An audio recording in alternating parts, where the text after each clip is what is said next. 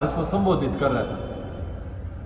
तो उसने बोला कि अपने घरों में दैनिक यज्ञ होना चाहिए। क्या होना चाहिए? दैनिक यज्ञ होना चाहिए। और यदि दैनिक यज्ञ की परंपरा अपने से नहीं निभा पा रहे हैं तो सप्ताह में एक बार हवन होना चाहिए।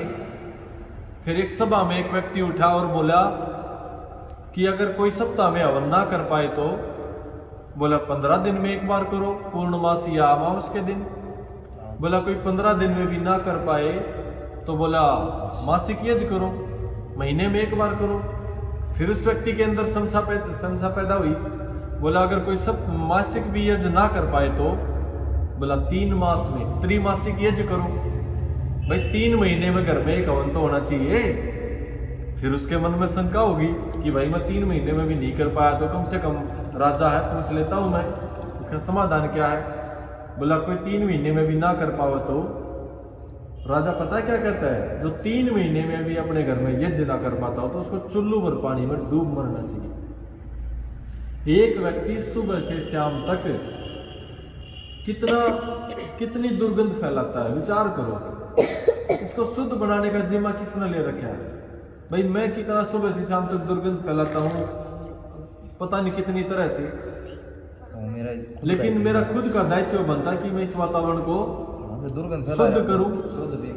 तो अपने अपने घरों में दैनिक नहीं कर पाओ तो साप्ताहिक नहीं कर पाओ तो 15 दिन में एक बार, और 15 दिन में एक बार ना कर पाओ तो महीने में एक बार हवन की आदत डालो अपने घरों में। और महीने में नहीं कर पाओ ना तो साल में 3 हवन तो कम से कम करो, 3 या 4 त्रिमासिक। होना चाहिए कि नहीं होना चाहिए?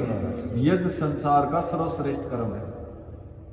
और जो व्यक्ति संसार का जितना अधिक उपकार करता है ना उसको ईश्वर की ओर से उतना ही आनंद मिलता है। तो प्रयास करा करो।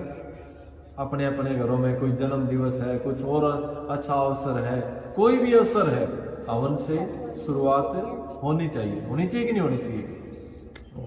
चलो कोशिश करेंगे हम सब। और जब कभी भी आपको अपने घरों में यज्ञ करवाना हो तो आप यज्ञ स्वयं भी सीख सकते हो। आर्य समाज टोले की टीम से संपर्क कर सकते हो। दूसरा, आर्य समाज टोले की पूरी टीम तैयार है। आपको जब कभी भी हवन करवाना हो किसी भी अवसर पर हम सब तैयार मिलेंगे। धन्यवाद।